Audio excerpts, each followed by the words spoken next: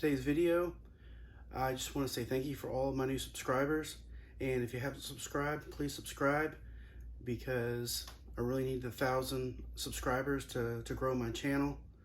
And I've stopped putting links to like Amazon. Try to put part numbers at times. They're just not paying you for the links.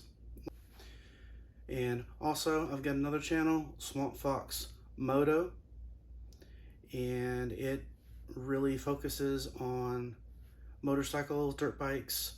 And as some of you, if you've been watching my channel, I try not to put out what's called YouTube vomit, just content for content. That's why I don't have a whole lot of videos, because unless I come across something that I really feel that somebody needs to know, or I can't look up, then I'll make a video. So there won't be a lot of videos on my channels. Really like your input and ideas. I do have this channel is older, but I'm still kind of a new to all the videoing. So drop a comment and like, subscribe. It really does help. Today's video is about nuts and bolts and where to find them. Simple enough. Nuts and bolts, it may seem like an easy subject. Go to the parts store, get your nuts and bolts, but we all know how expensive they are and overpriced they are. And considering that just about everything comes from overseas, the quality isn't necessarily there as well. It used to be where you could look at a nut or a bolt and look at the top of the head of the bolt, and you see markings, and there would be tracing marks on the bolts where you could actually track it all the way back to the factory. Now you don't know where the hardware is coming from. So yes, packs like these are useful, but pretty much the only places I use that stuff is for license plate brackets and stuff that's not essential for any kind of functionability of something that really takes a lot of stress.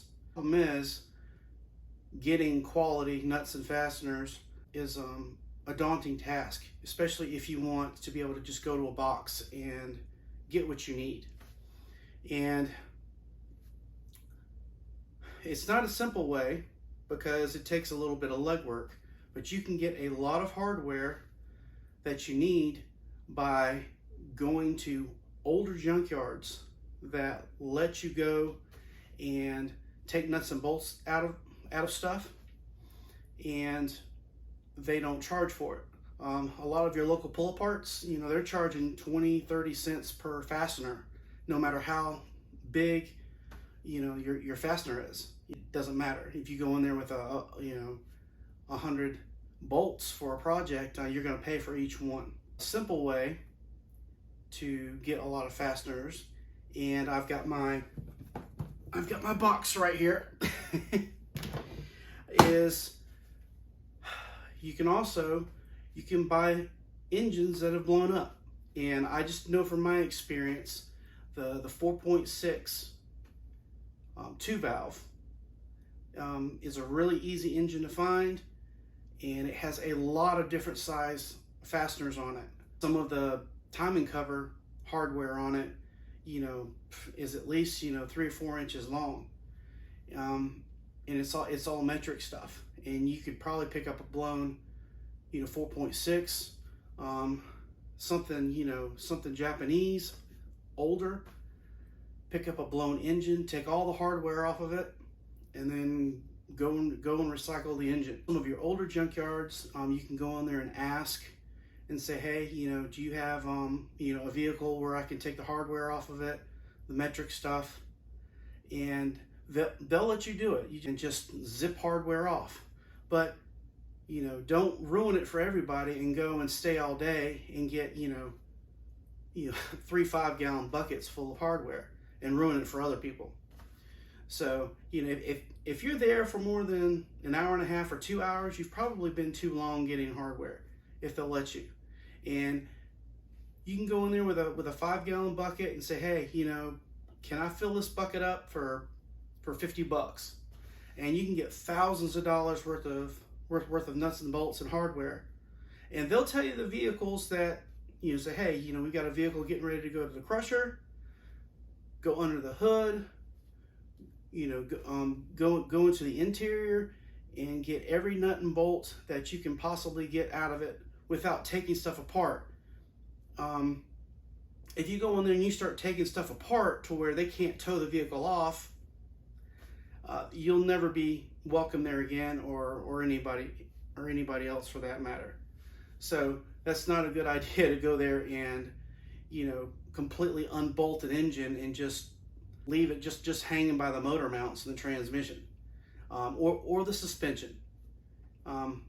Be smart whenever you go to some place and you ask for hardware. And a lot of these places are fairly open-minded, but what I see for the future is very, I wouldn't say as far as bleak, but it's pretty dark as far as fixing your own stuff and finding hardware.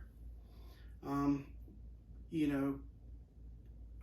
years from now, it may cost you $100 to get enough hardware just to do a simple project or fix your lawnmower, and the hardware isn't even going to be good grade 8 stuff. For example, this bolt right here, which came out of a 4.6, if you were to try to find a bolt like this, not only would you probably not be able to find it, it would probably be on back order and cost you, a ton of money just to find something like this. And you can get this, bolts like these, crazy, suspension bolts, if they're letting you get, take suspension apart. If suspension's already taken apart, you can get bigger stuff, because you can always cut stuff like this down and use it somewhere else.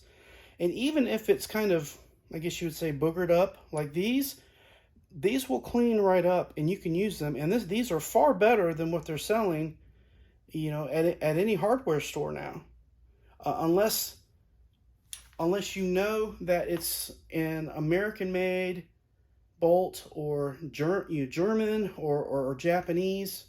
That's good stuff. But with a lot of your junkyards not keeping cars, I think some of them aren't even keeping cars that are older than like 10 years old. It's going to be very, very difficult to find cars that you can even pull hardware off of. So get to it and get hardware. You can never have enough hardware. And generally, like I said, from my experience, just a 5-gallon bucket, you might have to go to 3 or 4 different places and say, hey, I was just wondering, do you have a vehicle that's getting ready to go to a crusher that I can go and get hardware off of? And, say, hey, for $50, can I fill this, fill this bucket up with nuts and bolts? And if you want to look through it before I leave and, make sure I didn't get too much, or, and I can give it back or whatever. Be very, very, accommodating, because they're literally giving you probably thousands of dollars worth of hardware, for essentially free. Get the stuff now before it's not there anymore. Body panel hardware and stuff like that. Standard hardware. That's another hard one too. If you can find some old vehicles, and hey, if you can buy a vehicle for $150 just to pull hardware off of it, it would be worth it to just buy a vehicle that somebody just wants going, pull all the hardware off, and a lot of your local crushers, they'll come and pick the car up for, you know, last time I had one picked up was years ago, you know, 75 bucks. I think it's probably over 100 now.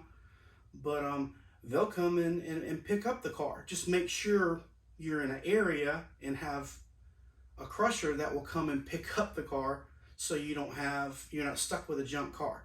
And you need to make sure that it rolls so they can get it up on the back of a flatbed and take it off. If you've taken so much stuff off to where it won't roll, then you may have a problem. You have, you know, used ATVs. It doesn't even matter if it has an engine in it.